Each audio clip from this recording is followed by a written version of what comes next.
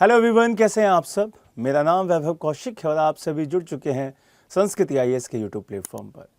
आज हम बात करने वाले हैं एक साइक्लोन की, जो कि बंगाल की खाड़ी में एक विनाशकारी प्रलय लेकर आने वाला है। और यहाँ पर आप सभी को समझना होगा कि वो एरिया कौन कौन से हैं जहाँ पे ये चक्रवात आने वाला है। तो वो एरिया है आपके आंध्र प्रदेश, तमिलनाडु और उड़ीसा का कोस्ट। अगर आप में से कोई भी इस एरिया से इस वीडियो को देख रहा है तो आप कमेंट बॉक्स में ज़रूर बताइए कि वहाँ पर अभी किस तरीके से बचाव कार्य की तैयारी शुरू की जा रही है। अगर कोई दूसरी जगह से वीडियो देख रहा है वो भी बताइएगा कि आपने इस चक्रवात का नाम सुना है जो अभी बंगाल की खाड़ी में आ रहा है और जो तमिलनाडु और आंध्र प्रदेश में टच करने वाला है उस एरिया को। इस चक्रवात का नाम है चक्रवात दितवाहा।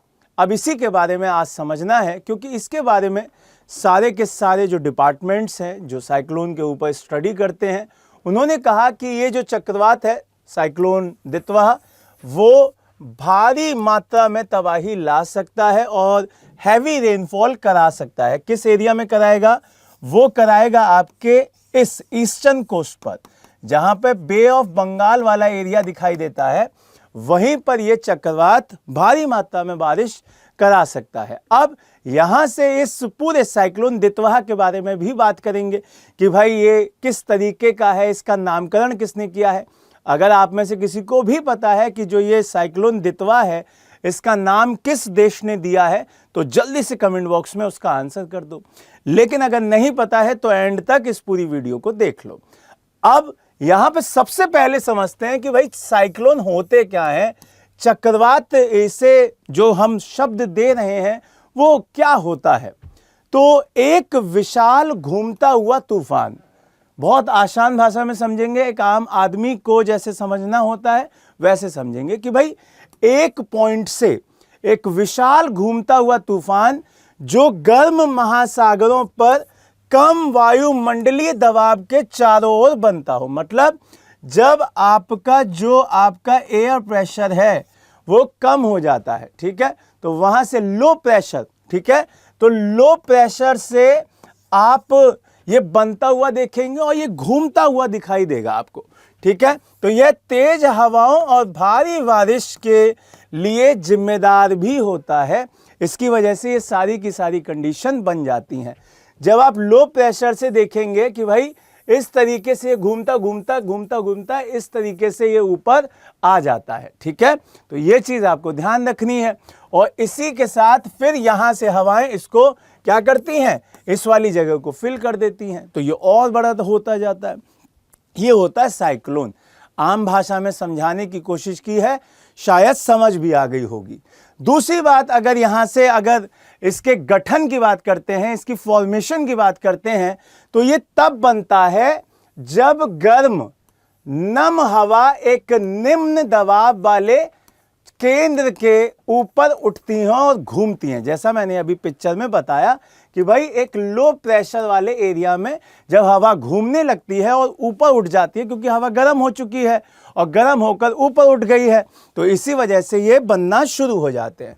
दूसरा, अगर इनकी स्पीड की बात करें तो ऐसा तो है नहीं कि सिर्फ हम लोगों में ही स्पीड होती है, हवा में भी स्पीड होती है। तो वो यहाँ पर अप्रोक्स 119 किलोमीटर प्रति घंटा से या उससे अधिक की क्षमता से ये स्पीड में चलती हैं। दूसरा, यहाँ पर जो एक चरम स्पीड मानी जा सकती है कि भाई हाईएस्ट स्पीड अभी तक इतनी मानी जा सकती है, तो 240 के अप्रोक्स तक वो जाती है। क्लियर है ये बात। दूसरा, इसके प्रकार भी होते हैं, ऐसा नहीं है कि ये सिर्फ एक ही तरीके का है। तो ये दो तरीके के होते हैं। एक होता है उष्ण कटिबंधीय चक्रवात, जो कि यहाँ पर अभी आया है, जो दितवा है वो इसी का एग्जाम्पल है। गर्म और उष्ण कटिबंधीय महासागरों पर ये बनते हैं। तथा इसके साथ साथ होता है अतिरिक्त उष्ण कटिबंधीय चक्रवात, जिसे हम लोग किस नाम से भी जानते हैं, शीतोष्ण चक्रवात के नाम से भी जानते हैं। तो हमारे पास दो चक्रवात होते हैं। एक होता है उष्ण कटिबंधीय चक्रवात जो 23.5 डिग्री के आसपास वाले एरिया में आते हैं, जो लैटिट्यूड वाला एरिया है, और जो इससे ऊपर का हिस्सा है, जो ठंडा वाला एरिया है, वहां पर जो चक्रवात आते हैं उनका नाम है शीतोष्ण चक्रवात। तो दो तरीके के पता चल गए।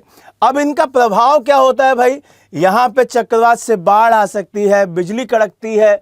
दूसरा, यहाँ पे ऊंची समुद्री लहरें जो कि आपके एरिया में विनाश ला सकती हैं, वो सारे के सारे इसकी वजह से उत्पन्न होते हैं। दूसरी बात अब जो कि सबसे इंपॉर्टेंट है दितवाह को लेकर, तो ये एक उष्णकटिबंधीय चक्रवात है। क्या है? एक उष्णकटिबंधीय चक्रवात है जो कि अभी हाल फिलहाल में नवंबर में ही बंगाल की खाड़ी में बनना शुरू हुआ था।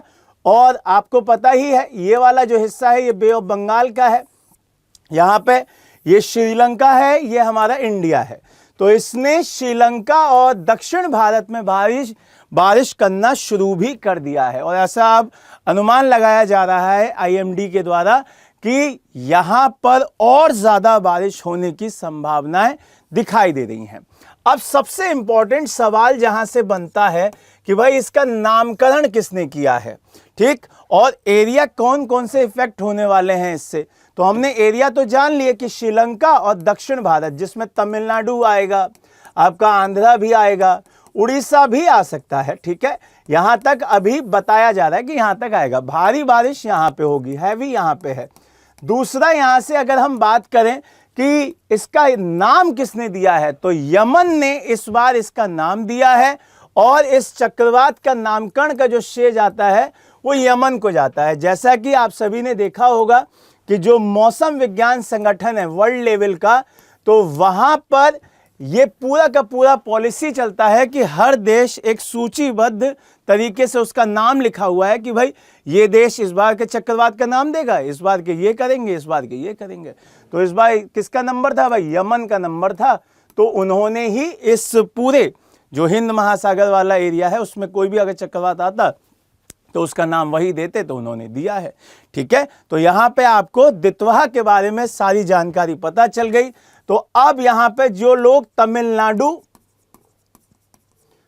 आंध्र प्रदेश इस एरिया से अगर कोई वीडियो देख रहा है तो उनको मैं बहुत क्लियर कर दूं कि अभी थोड़ा सेफ रहें। जो मछुआरे लोग मछलियां पकड़ने जाते हैं वो थोड़ा सा सेफ रहें और अपने आसपास जो भी चीज़ें हो रही हैं उस पर थोड़ा सा संज्ञान लेते हुए अपनी सेफ्टी पर फोकस करें, ठीक है।